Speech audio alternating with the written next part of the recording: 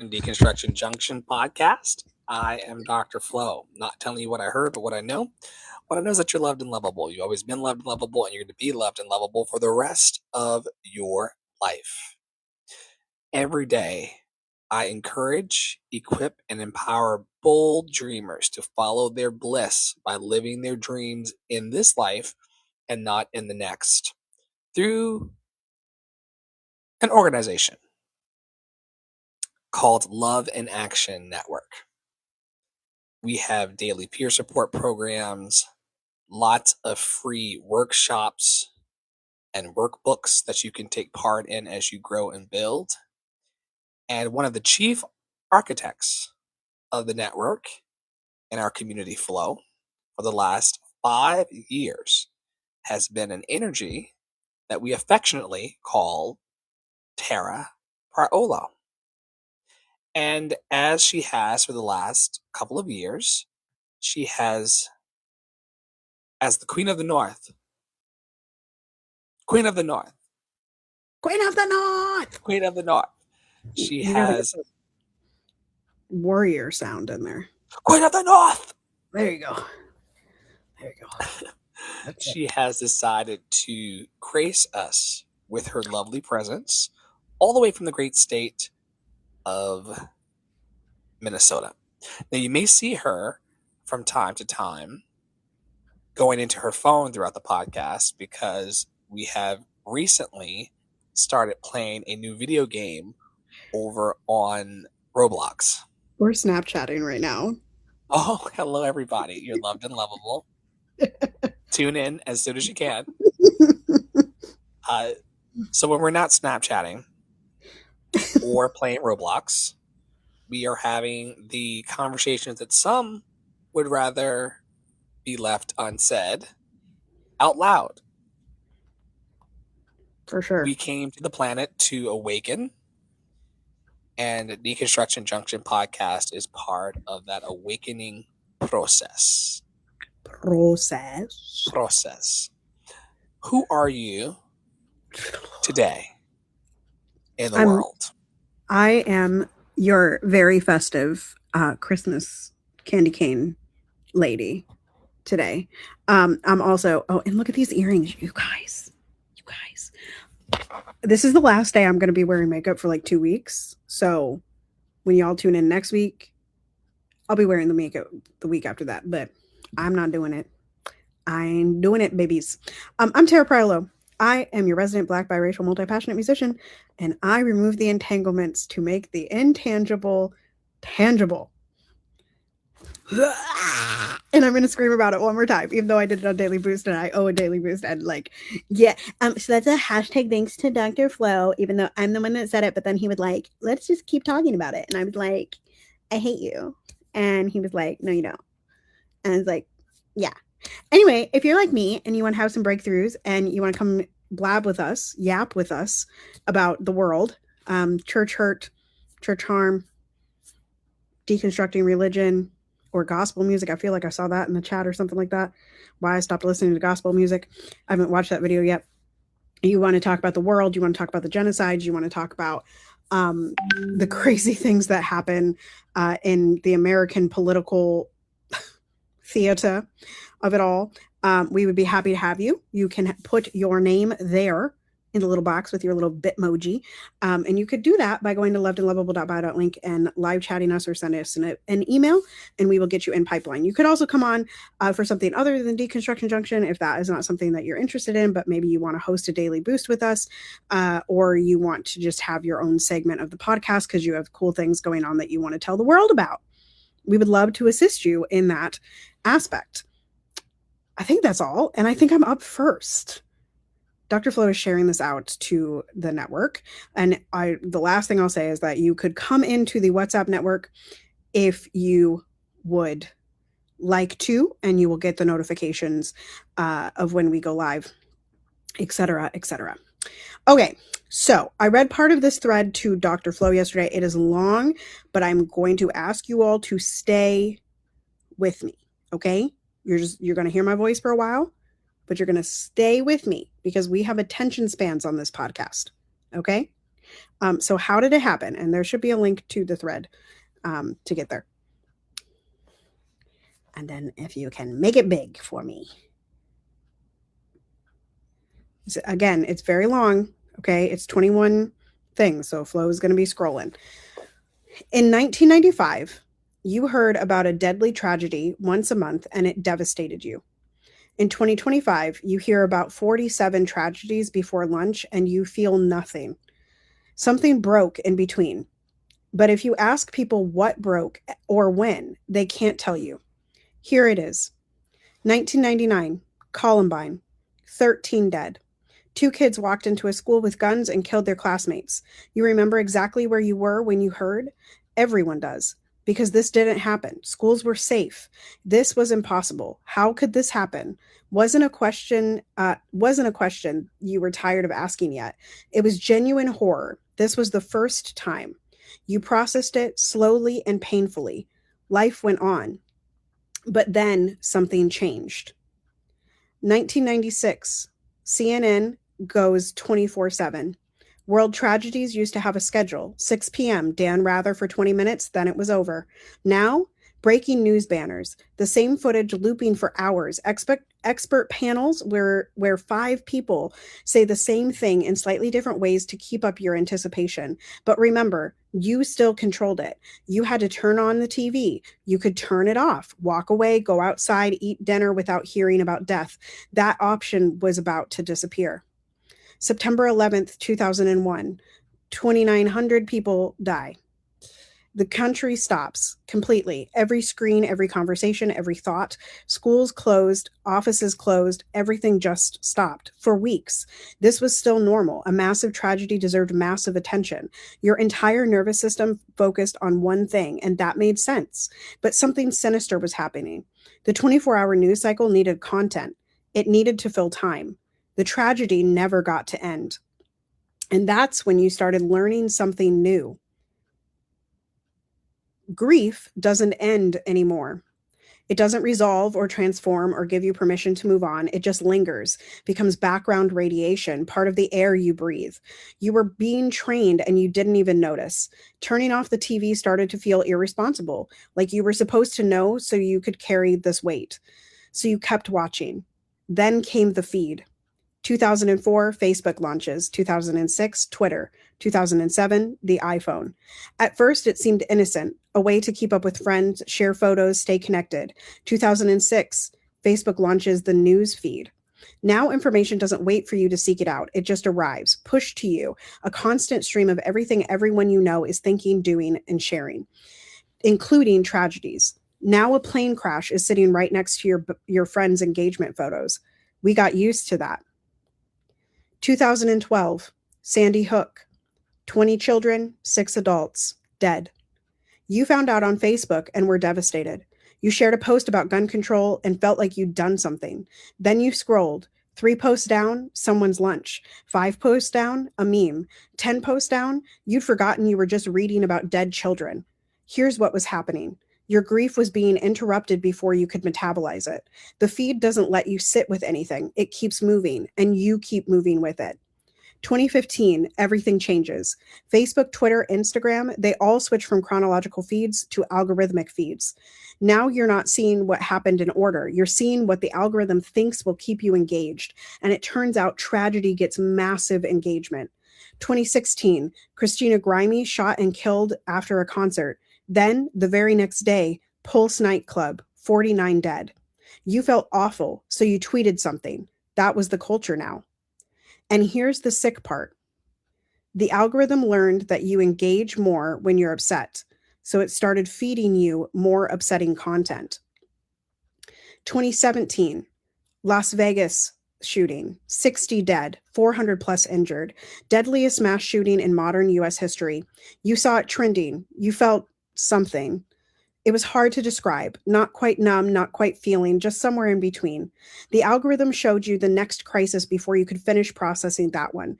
The algorithm wasn't showing you tragedies anymore. It was training you to process grief in 90-second intervals. By 2019, your feed on any given day: climate crisis, political corruption, Jeffrey Epstein, mass shooting, ICE detention camps, police violence, another shooting, wildfires, another shooting. Every single one was real.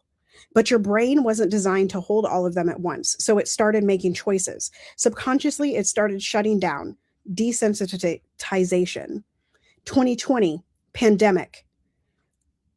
Kobe Bryant dies in a helicopter crash, and you saw the news on Twitter while the body was still warm. Lockdowns, George Floyd. You watched a man be murdered on video, and then the video autoplayed to the next thing.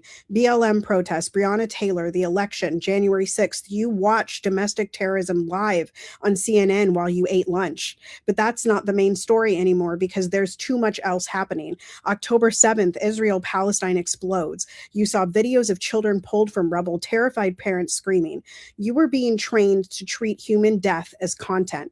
A child's body in rubble gets the same treatment as someone's engagement announcement. So you learn to scroll past atrocities the same way you scroll past ads. Dead children, scroll. Friends' vacation, scroll. Genocide update, scroll. Someone's dog, scroll. And the sickest part, it all started to feel normal. 2024, you genuinely can't remember most of what happened this year. Another election, more political violence, more Gaza, more Ukraine, Diddy arrested. That one probably got your attention more than any of the actual wars. OceanGate submersible implosion. You watched billionaires die in real time and people made memes. You probably laughed at some of them.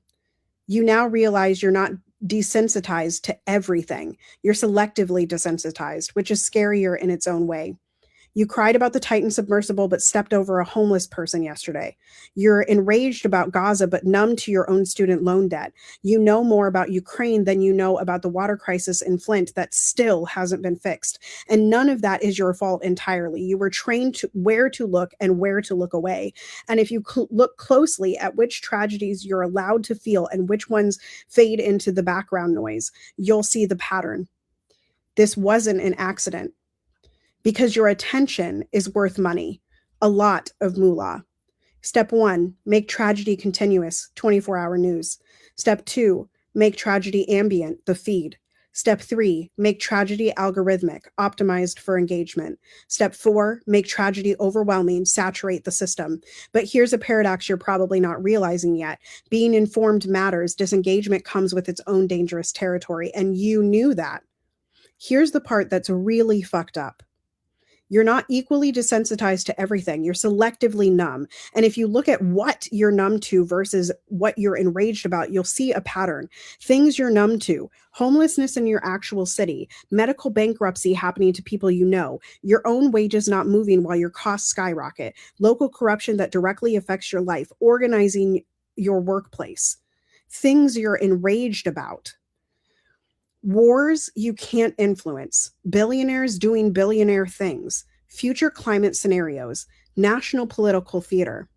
I'm not saying the second list doesn't matter, it does, but notice one list is things you have some power over through collective local action. The other list is things you're completely powerless to change as an individual, and your attention is being systematically directed toward the second list. Let me show you why this will never get better on its own. Your numbness is profitable. Meta makes $117 billion a year, most of it from advertising. They need you scrolling. The longer you scroll, the more ads you see, the more money they make. What makes you scroll? Anxiety, deep outrage, fear, doom. I could go on. The algorithm figured this out pretty quickly. Happy people log off. Anxious people keep refreshing. So the algorithm learns to keep you at exactly 70% anxiety. Caring about everything equally means you can't care about anything effectively. It's impossible to hold space for every global tragedy and also hold space for your own life falling apart. Something has to give. And usually what gives is the thing right in front of you, the thing you actually have some power over. When's the last time you asked yourself, of all the things I'm worried about, which ones can I actually influence? And am I giving those things my energy? I'm not saying stop caring about global issues. That's not the answer. But maybe the question isn't, how can I care about everything? Maybe the question is, what can I actually do with the power I actually have? Because here's what they don't want you to realize: you're not powerless about it. You're just busy being overwhelmed. Maybe it's time for us to care a little bit more about things right in front of us that we actually have the power to change. I'm not saying stop caring about Gaza or climate change. Those things matter, but we can care about those things and also look around at what's happening right here. This only happens when you put down your phone and look at the person next to you and say, what can we do about this thing right here? That's what they don't want. That's exactly why you should do it.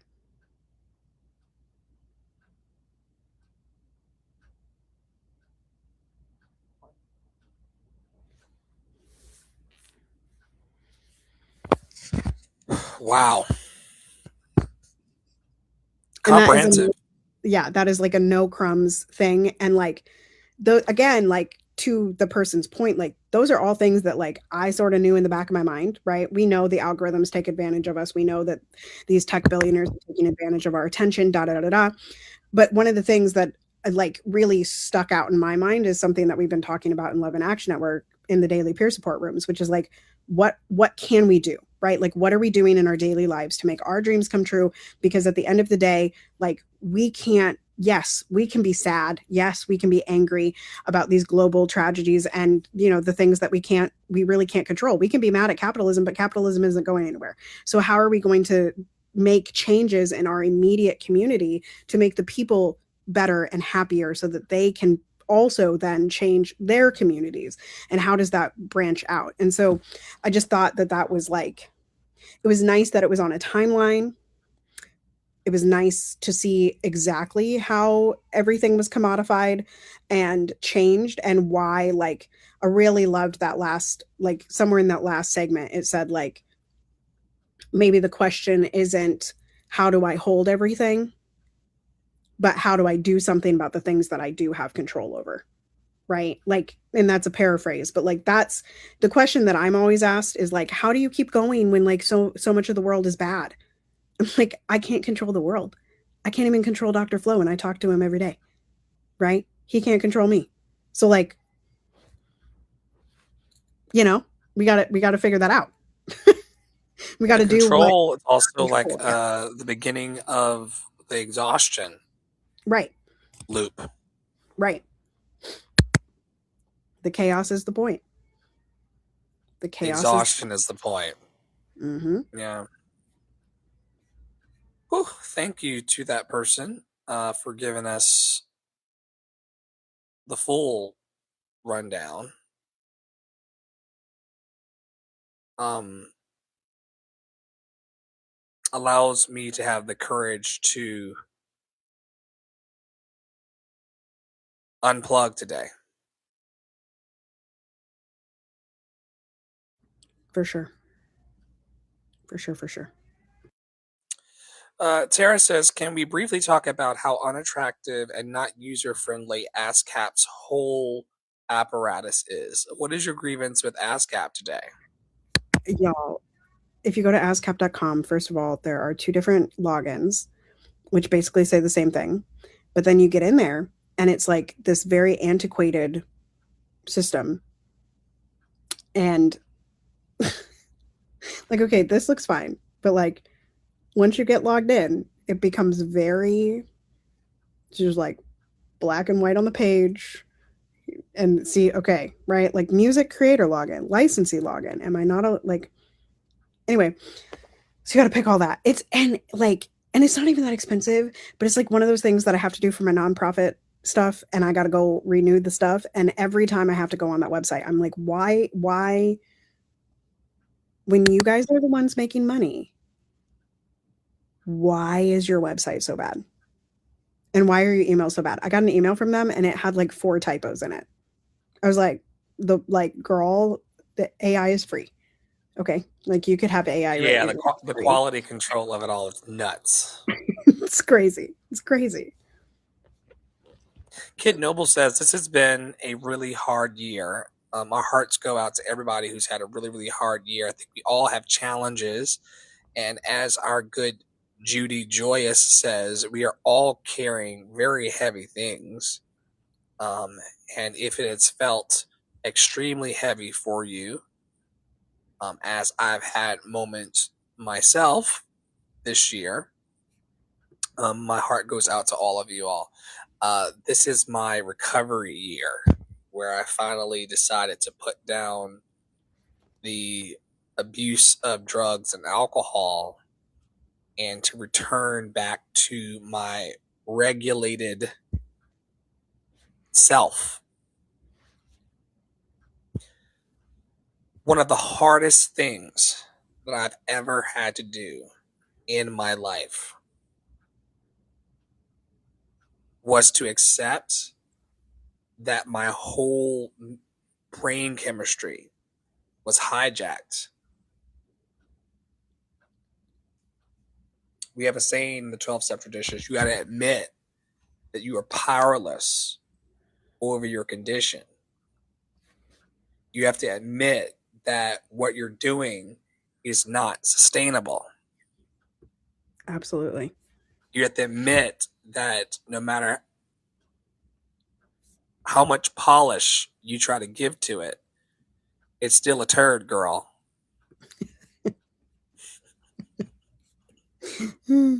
Truth. So I understand this person over on Threads who says that it's been a really hard year because I've had to wrestle significant demons and prevail. I've had to question a lot of my thoughts. I've had to hold people accountable for trying to bully and derail and sabotage my life. I had to take responsibility for how much power and control I gave to them over my life. I've had to take responsibility for the unsavory relationships and circumstances and situations that I put myself in. Mm-hmm. And I had wise counsel of friends like Tara saying, that ain't the best plan. And I said, I'm grown. Stand back.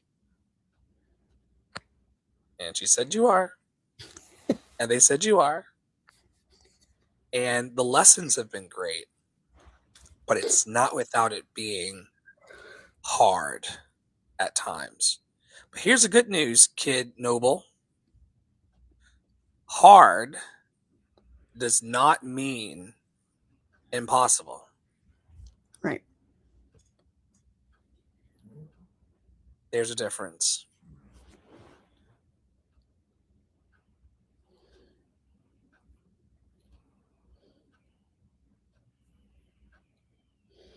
They said this guy's been caught twice on tape committing election fraud, and he's still in office. America is a joke. I've been thinking that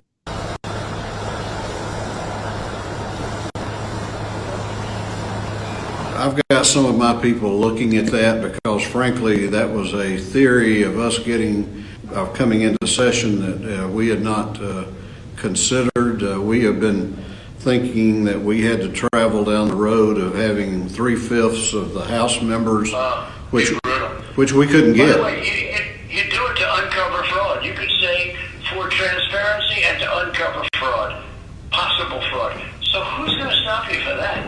You know, it's like a federal judge.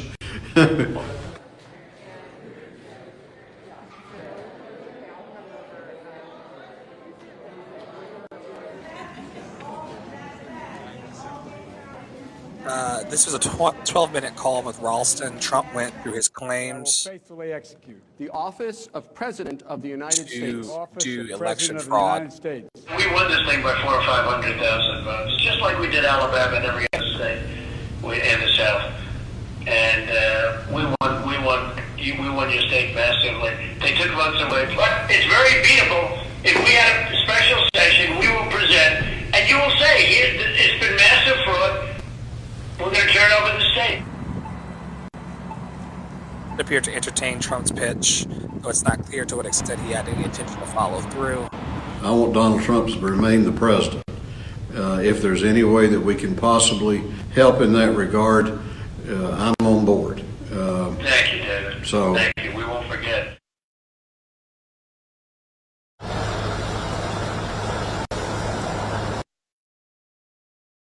Once again, folks, newly obtained audio shows President Trump is pressured the Georgia House Speaker to hold special sessions to overturn his loss to Butcher Biden.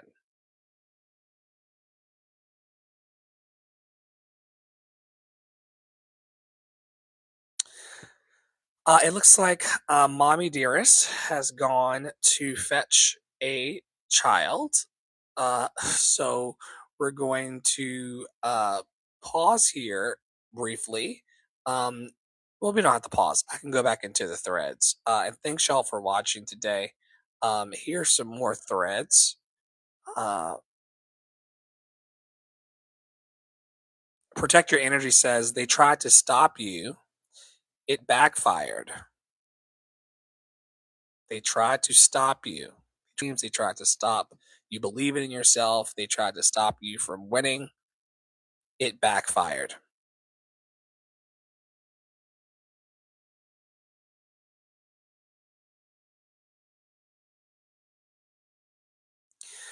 Sweet P Inc. Creative says empowerment tip.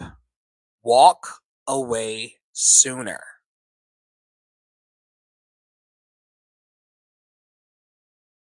Tara says, I belong, enjoy. And here's a fun video from the Westminster Thrust Ensemble. Can't make this up.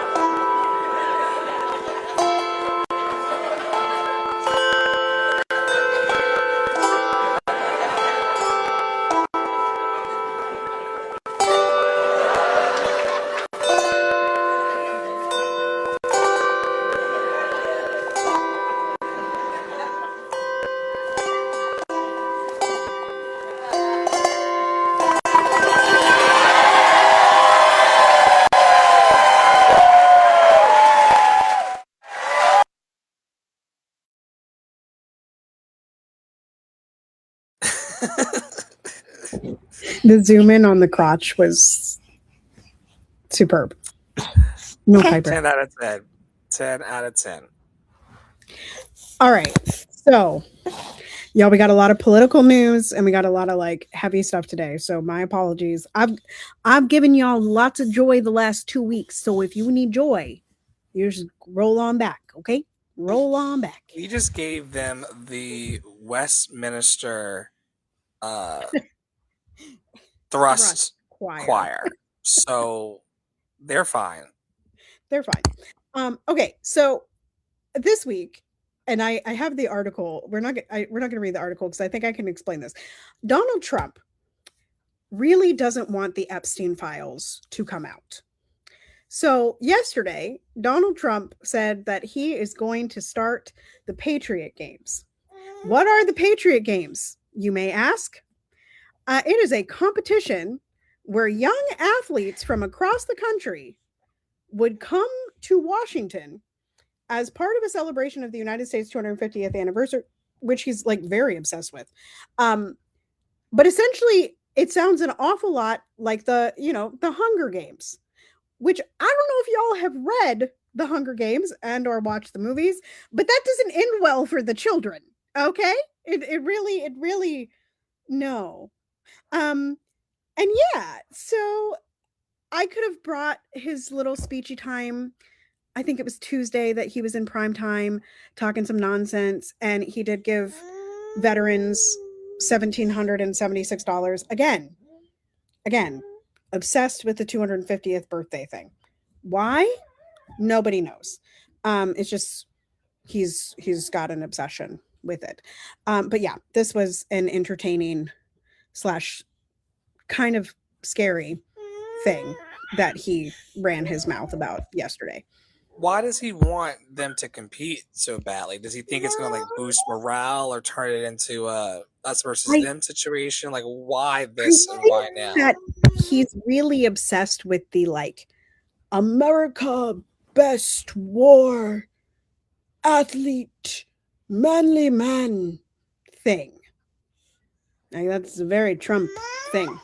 More what, baby? You have more snacks. And also you have to not do that. Okay. We can get snacks. Come on. Let's get snacks in the kitchen. Go. They're in the kitchen. So that's what I think it is. I think it's like, let's show America's might. Y'all look at my beautiful Christmas tree. It's not lit up, but there's my beautiful Christmas tree. Anyway, so that's what I feel like it's all about. Who knows though? He's also, I think, he always called Biden senile, which Biden is dead. So FBI allegedly, don't come for me. You've been holding on to this idea for ages. Okay, baby. Thank you. Here you go. Snacks. We're full-time mom over here, y'all.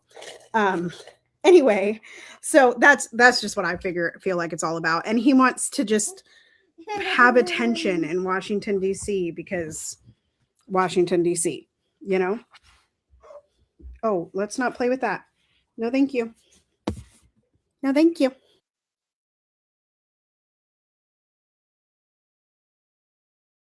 We're going to press on back into my weekly reading of the Threads post. Portia Noir, who's one of our faves, says, there's a difference between a follower of Christ and a Christian. Biden Martin says there's also a difference between gay and queer. I really appreciate what they say Christ was trying to do, because it's all hearsay, right? But 100%, hundreds of years ago, some dude did something and people wrote about it. That's true of all of us. We're doing something right now, and 100 years from now, someone will be able to search on Dr. Flo and Tara Priolo and see what we're doing today 100 years from now. I don't think anybody needs to start a religion in my name and mistreat people because of it.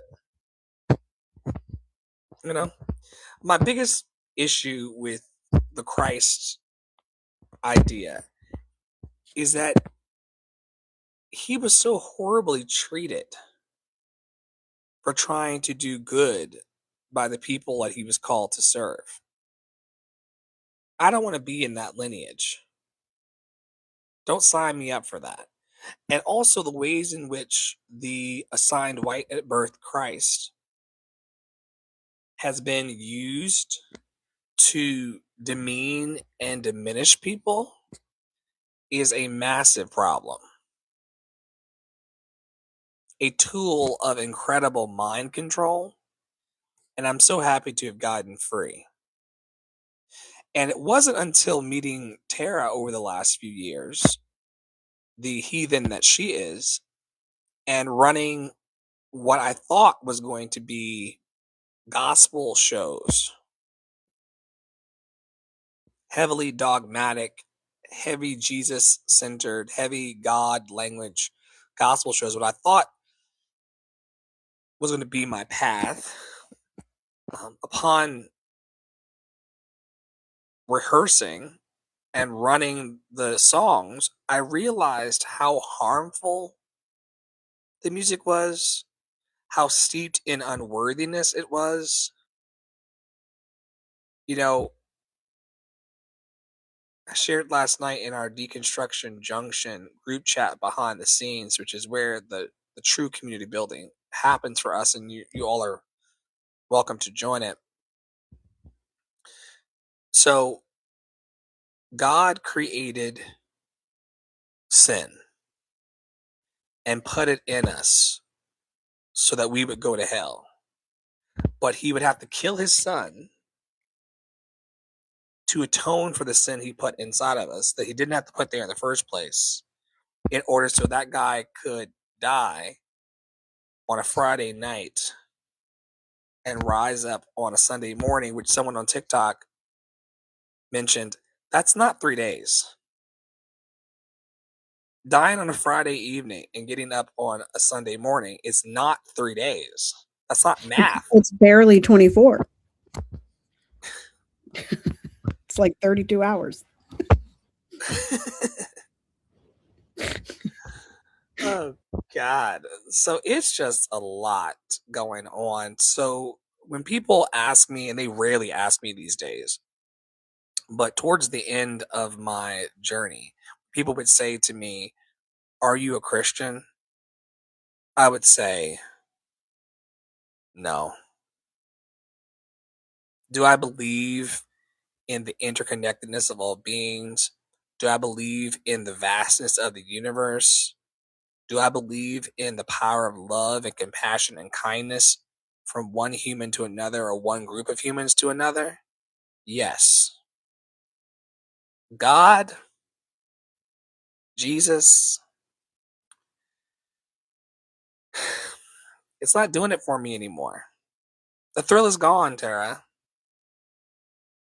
Don't do it for me anymore.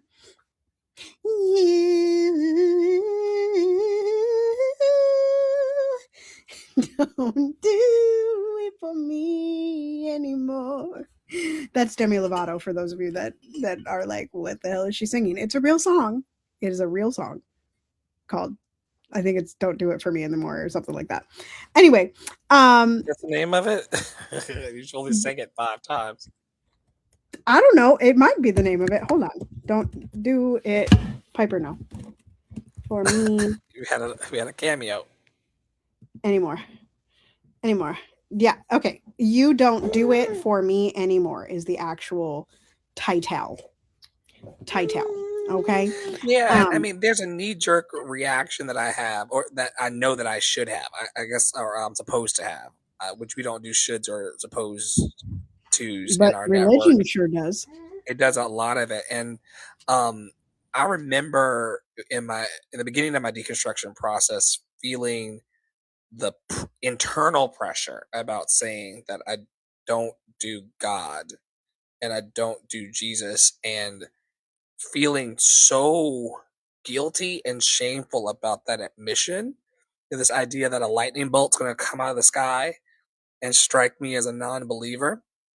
Because I'm not sure if you were in the space the other day on Clubhouse when I asked one of our peers from a different fractal, I said, where do you derive your grace from? Because he kept saying, I'm just right now, I got a lot going on in my life, but there's grace for me. And I just keep giving myself grace, and I keep asking for grace. And I keep asking for grace. I keep asking for grace. And I asked him, I said, from where? And I'll ask you this, Tara, to open this up to the Minnesota contingency. Where do you source your grace these days? Because for me, if I'm not getting it from God, I got to get it from somewhere. Is grace something that you think about in your life? And if you do think about it, where do you source it? Is it at Costco, Target? It's definitely in the peppermint Haagen-Dazs bars at Costco. That's where Like grace abides. for sure. Yeah. Also the sausage, also the mini pizzas. Costco is a wonderful store, y'all, and they're DEI friendly, so support them. Okay. Still? Oh yeah. Costco like doubled down on their DEI stuff and said we're keeping all of it, and like so a whole bunch of people went from Sam's Club to Costco and from Target to Costco and yada yada yada. Kudos to them. It's pieces of paper. And so it's more about how you treat people. I still see Target hiring Black people, so we're not There going was to a do that. very sassy queen in there the other day who, Piper said, yes, sassy queen indeed, child. I was like, okay, yeah, they're sassy Blacks that work in there for sure. For sure. For sure, for sure. It's not like they fired all the black people or got rid of all the black brands even. They just reneged on a piece of paper. Okay? And y'all got real big mad. And that's fine. Y'all can stay mad and act like you're doing something, but remember that first thread that we read, are you actually affecting change? Or are you just being angry on the internet? Whoa. Anyway, grace. For me, it's not something that I necessarily think about. I feel like it's a quip, like I give myself grace. Also, I just had this moment where like somebody sent a video this morning and the dude's ears were like very like detached, like the lobes were very detached, and I was like, my lobes are really not detached at all and my ears are very like flat against my head. Anyway, don't worry about it, y'all. The things that I notice about human beings is very interesting. Oh, we have accompaniment. God bless.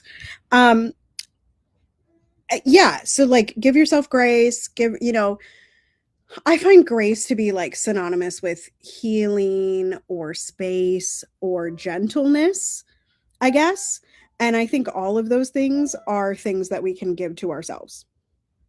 Right? I think that it doesn't have to be sourced from anywhere other than you looking inside yourself to tell yourself that you're okay. And you're going to be okay and you will continue to be okay in the future. And that's really all I think it is. I think when we start talking about like grace in the religious context, that's when it starts to get like hierarchical and like like based in the monarchy, right? Like they call like the queen your grace, and like that's what I start thinking about, like, and the king Thank queen you is for like, not killing us when you came to town to take our diamonds. right. Your Thank you, your grace. grace. Thank you, your grace. Or like Game of Thrones, it gets in there, right? Your grace. Joffrey deserved to die. Okay. Joffrey, that child was a mess. Anyway, so did Ramsay. Okay. His death was not long enough. He should have been tortured more. Anyway, needless to say, not to spoil all of Game of Thrones for y'all, but if you haven't watched Game of Thrones yet, what are you even doing? We also have a new Game of Thrones show to watch in January, Flo. There's like another prequel thing, Night of the Seven Kingdom or something like that. Something like that. Congrats. I would say that. So yeah, I feel like grace in the religious context is very wrapped into the monarchy understanding of grace, and like you can only get the grace from the highest, from the highest in the sky. And I'm like, I don't think that's true. So that's my opinion of grace. I went over, this is a very fascinating conversation. I went over into the algo, into the encyclopedia in the cloud, which is neck and neck with using more water than the bottled water industry. They're very close to. Say that one more time. Something about the bottled water industry. What? The AI. Oh yes, industrial complex. I saw something about this online, and I was like, don't other things use water besides the bottled water industry? Well, the thing that they're not talking about is that there are specific families throughout the world that have put gates and armed guards around the water supply. There's a famous family in California that has the water surrounded. You got to remember, all of the issues come from people. Well, and as we know, in Palestine, they tried to keep people from the water, right? And the reason with barbed wire, right, and armed soldiers. Yeah, right. I mean, I've gone and traveled to other countries where there are people with assault rifles standing outside of the McDonald's so that you don't get access to the ingredients for a Big Mac. I've seen this with my own eyes. Capitalism, man. Hell of a drug. But we talk about all the things here. It told me, Flo, here's the clearest and most grounded answer. The need for grace is not universal because humans do not experience selfhood, responsibility, and survival in the same way. At its core, grace is a psychological and spiritual solution to internalized burden. Some people carry that burden acutely, others simply do not.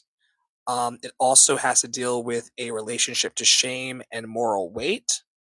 Grace becomes necessary when a person experiences persistent self-judgment. People who feel a deep need for grace often internalize mistakes as identity and not behavior. They carry moral or existential shame. They feel that they must earn belonging, safety, and worth. And for them, grace functions as relief from relentless self surveillance.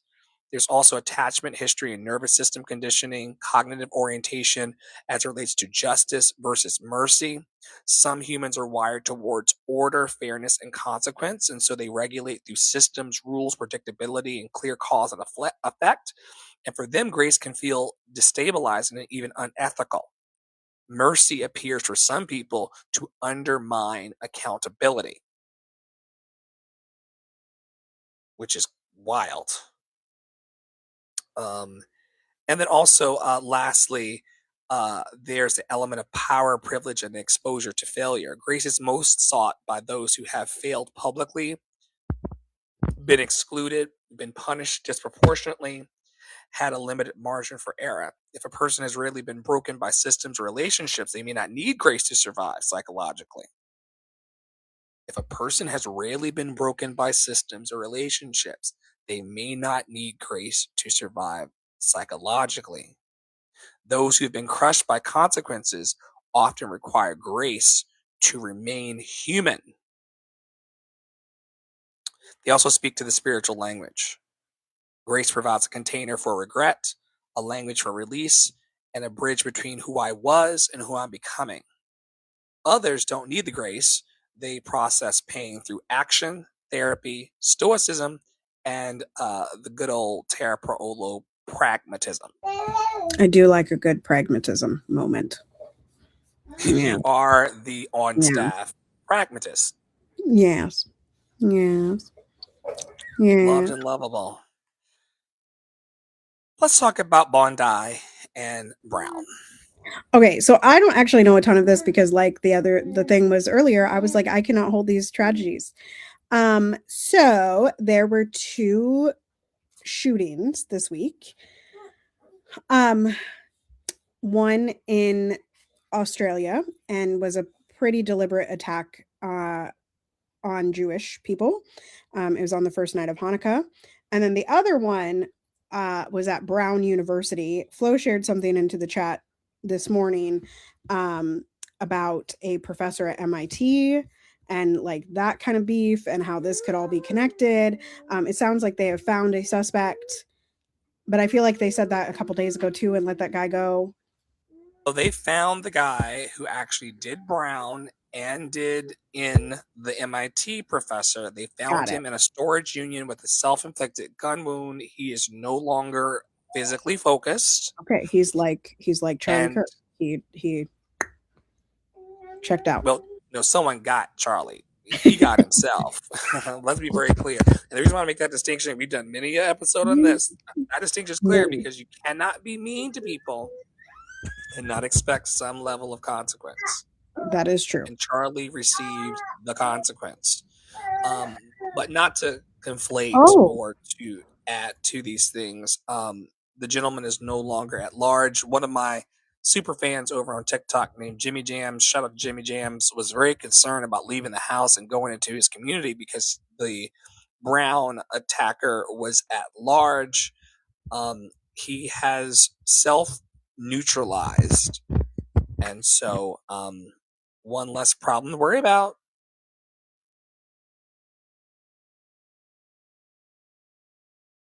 Yes, and I don't know about the Bondi killer.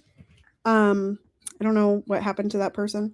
I just know that Netanyahu has already been marching out and saying how horrible, anti-Semitism is, and that's why they have to continue attacking Gaza and and on about that. So That's what I got for those two of the current tragedies in the world.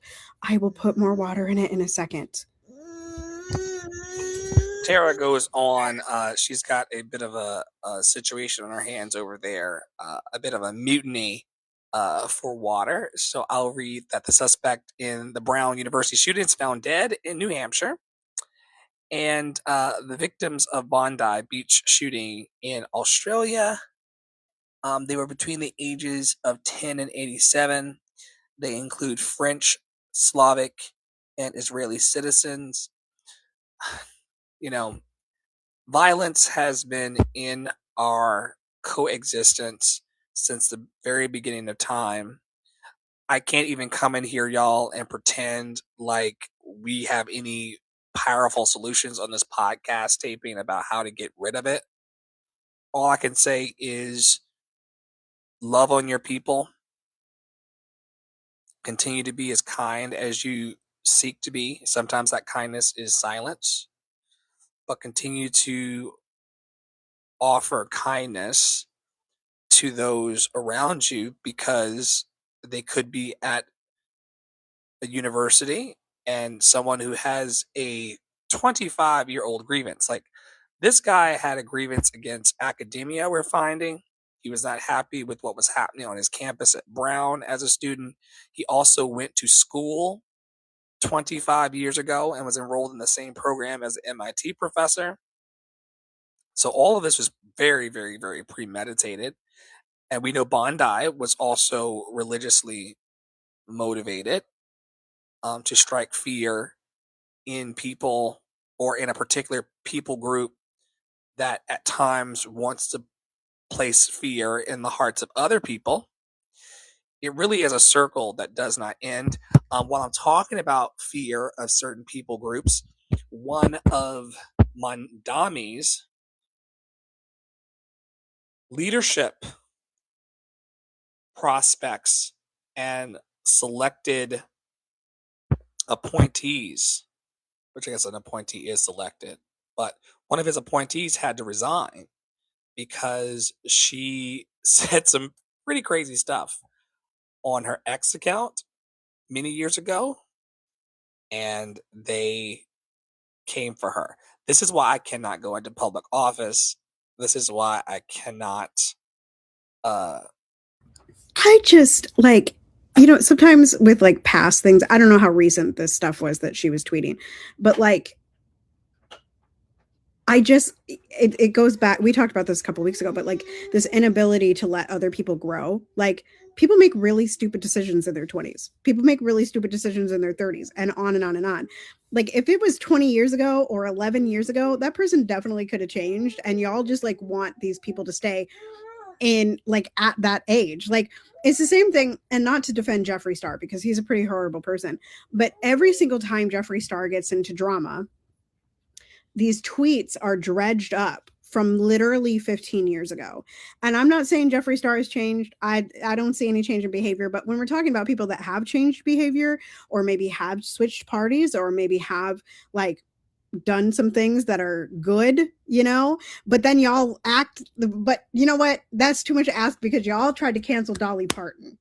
So let me just stop. There's a waste of energy. Let me just stop because y'all tried to cancel Dolly Parton and I'm still upset about it. Okay.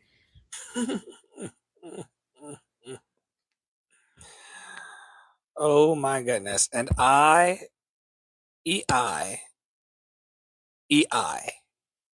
will always love you. Oh, and there's the note. Let's head back over to Threads for one of the last times to see what's happening. Oh, wow. Tara was talking about the feed and the craziness happening on the feed. Keep your wits about you, folks. This is also crazy. Trigger warning to everybody.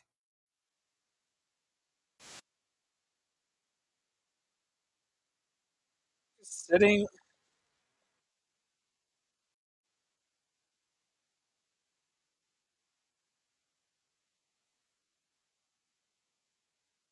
Trigger warning.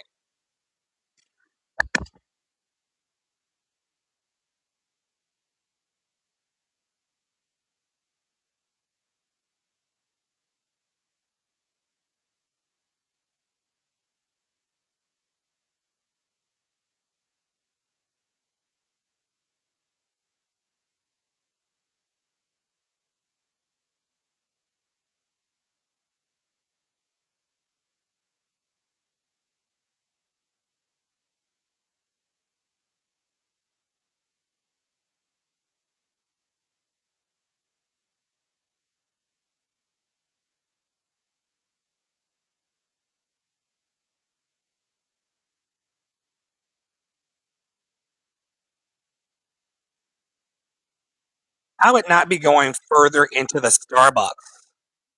Right. I was about to say, first of all, like, did none of these people learn what to do? Clearly, none of these people are young enough to have had code reds in school.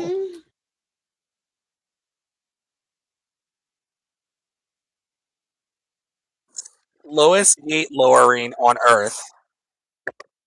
Right? Like, who's that going to help? Who's it going to help?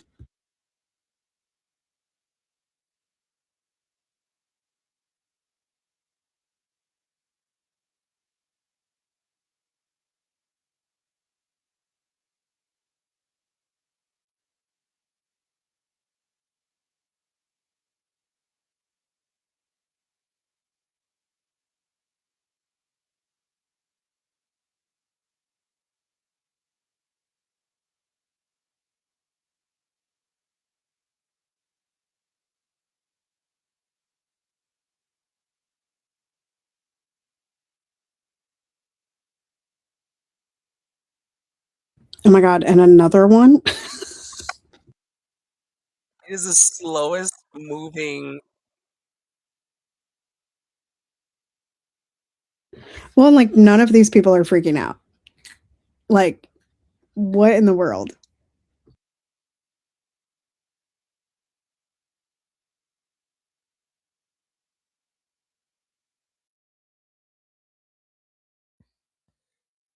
Terrorist attack occurred in Taipei, Taiwan. A man threw smoke bombs before attacking people with a machete, killing 2 and injuring 6.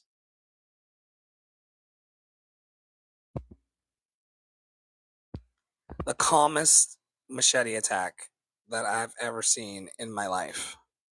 But this goes right back to what Priolo was talking about earlier. This is what our feed is. And then it gives you a post about my child. Right? Like, Yeah, that's today the is the feed. first. There's a machete killing that we actively watched happen as people recorded it and slowly shut down the Starbucks Very slowly. very slowly. Like, that's crazy. And then today is the first day in 3 weeks that Tara's child has opted not to wear their sparkly boots. They wore their sparkly boots for a long time. For weeks. They're in the middle of the floor over here, but they have not put them on yet today. What is that about? I Just don't know. changed? I don't know. Guess we just decided they weren't necessary today. I don't know. Piper, please sit down. At least we're not It's so looking at the board interesting. today. I'm the same way. I'll do the same thing for weeks and weeks and weeks, and then You will, and then you change course, and I'm like, help! I have to keep up. have you been following the story about the mine hair trying to change the name of the Kennedy Center to Trump Yeah, Kennedy I Center? did. I shared a video into my stories last night from C. Anthony somebody, who was talking about like the Kennedy Center and like the way, like how it was never supposed to be politicized and da da da da. Which we had that conversation when Trump cleaned out the board and replaced a bunch of the board members, right? I think Board it's members who weird. are not allowed to speak on the so-called unanimous vote that was Right. taken in order to get it renamed. There are people who tried to come off of mute in recorded protest who were muted and silenced and prevented from speaking on the call. Right. Congress people. Right. And only Congress can change the name because Congress named it. So like that's the thing at the moment. Like the board can't actually change the name. Congress has to change the name. Piper, stop. Piper, leave the puppy alone. Moose, go lay down. Go lay down. Go lay down. Thank you. Yeah. So like I don't know what this man's obsession is with having his name on things. He really likes his name. And I'm like, I don't think your name is really that great. Like there are better names. His father was wild. I mean, his father could have walked him through the streets of Queens and be like, "You see that, son? They have their name on the building." That is the only way in the world that you can get true recognition, by having your name on the marquee. People who are successful have their names on the marquee. Things we don't care about, but you're right, it's very important to him. Someone over on Threads says that let's rename them the Trump Epstein files. If he wants to slap his name on everything else, why not? I agree with that, except that we would then have to say the Trump Bannon Epstein files, because I saw this TikTok about Bannon's rise to power and how it coincided with Mr. Epstein. And to God be the glory. To God be the glory. Say that one more time. Mr. Stephen Bannon, who rose to power so crazy quickly, weirdly, right? He was also quite involved with Epstein. And so there is some suspicion there. We have to get a charger, y'all. We're going to die. We all.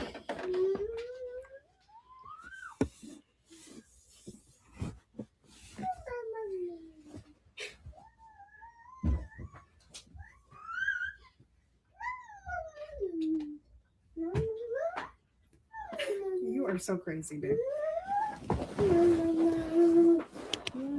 This is a podcast, not a meeting, so we have to continue on. Tara and I fall into work and living very quickly, and you all heard that today.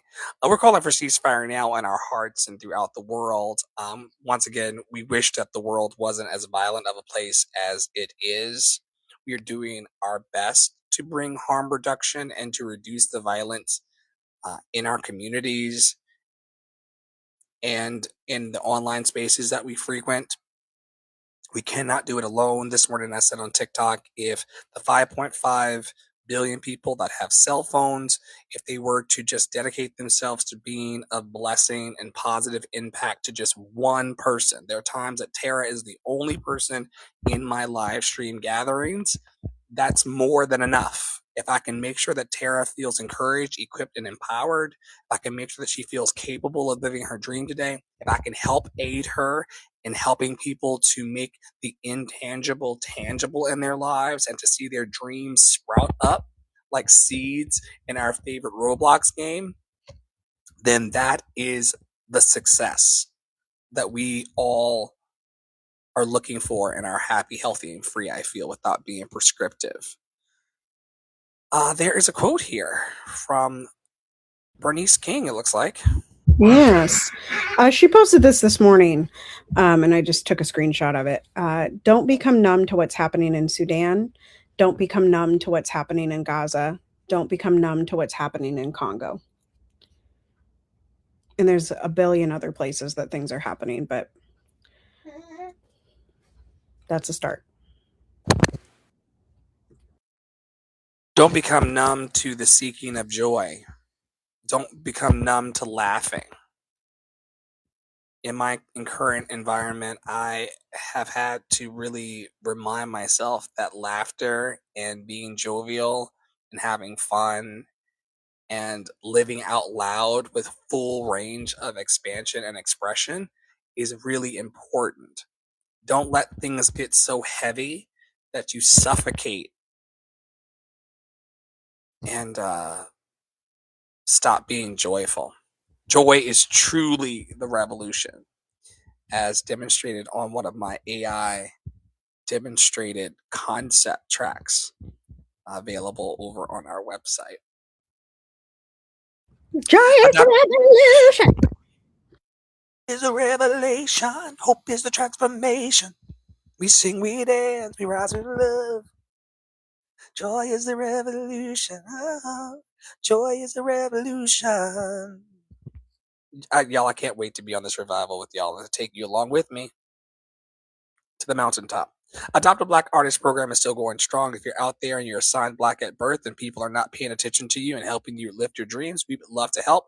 Just yesterday in a clubhouse space, we helped a gentleman in St. Louis, Missouri start to think about how his t-shirt and hoodie company might run. And that's a blessing. So we have a little bit of extra time laying around in our businesses and in our pursuits of greatness. We would love to share that with anybody who feels that they deserve it. The first step is believing that you deserve help and then continuing to ask for that help until you get it. That leads us to the ways in which we connect with each other daily in our network through daily peer support. Twice daily opportunities, sometimes more, to offer us your roses, your thorns, your needs, and your seeds, and just to make sure that you understand that none of us are alone in this life. And our daily peer support programs that run throughout the river of what we do here is indicative of that. And so if you're looking for a group of people who want to love you as you are, I mean, you can hold the bullshit. But bullshit notwithstanding, if you want to be encouraged, equipped, and empowered, and if you're into song, smile, support, and shenanigans, and meditation sessions that can sometimes go left, stop by our daily peer support opportunities and find out more about when those are scheduled over on lovedandlovable.bio.link, lovedandlovable.bio.link, lovedandlovable.bio.link. Also, some of the best admins on the planet are sitting right before you. On today's podcast, Tara Priolo Studio does amazing work in helping people develop systems to help them thrive and tell their stories and launch their businesses and ideas. She even tuned up one lady to the tune of 6 figures as part of her work through Tara Priolo Studio. And then I'm working over at Love City Arts Creative Services Group. If you need brochures, websites, concepts, consulting, we'll be happy to help you individually and collectively. I'm also bringing on singers and dancers and musicians and bringing people in to lift and launch the Love Revival with Dr. Flo and the Love Experience once and for all. If you are interested in bringing your talents to bear, you can apply an audition over on the website to make this guy's dreams come true. We are worthy. We are worthy. We are worthy. Tell them about what you got going on, Priolo. Hello.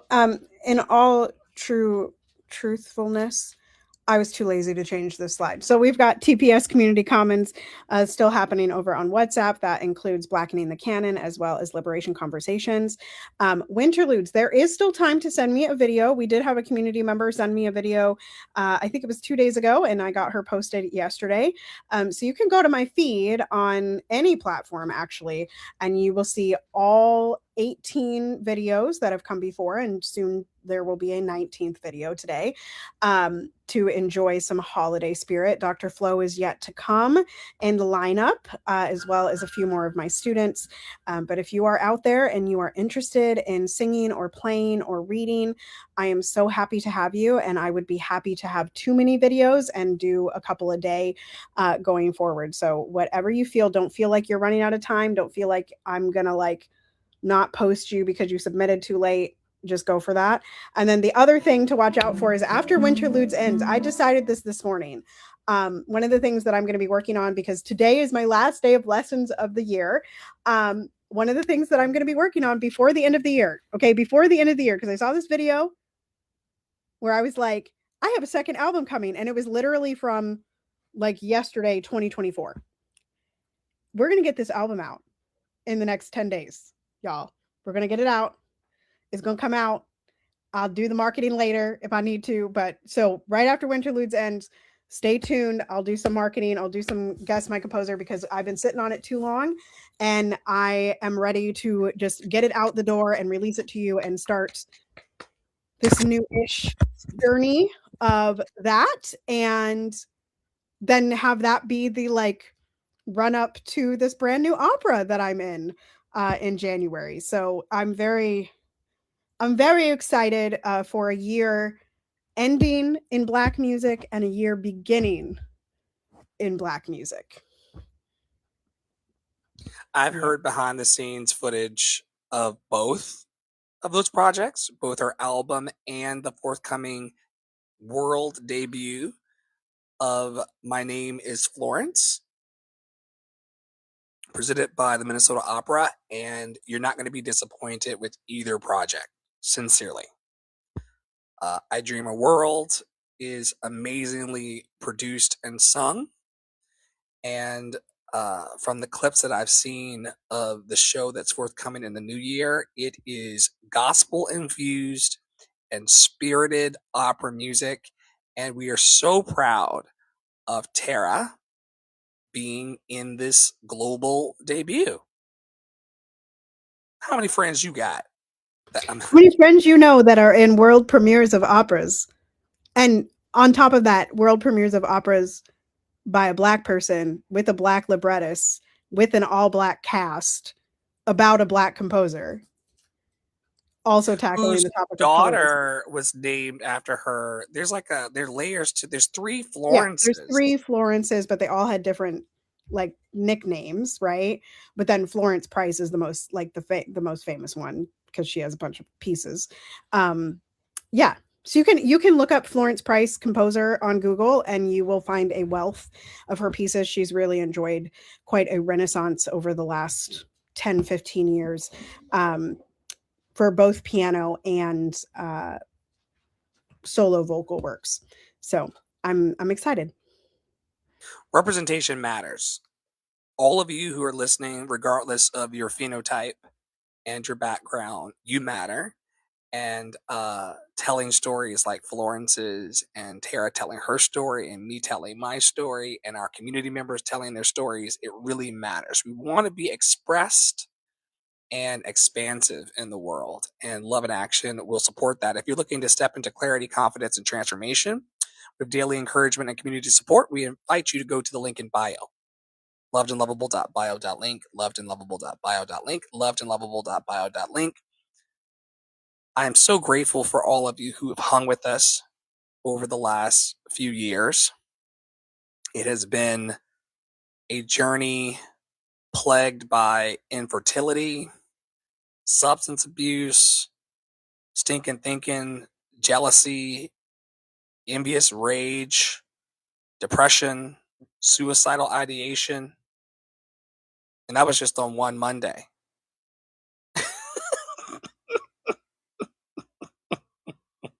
There's a fire. He's really not lying, y'all. You know, we have really lived in this network.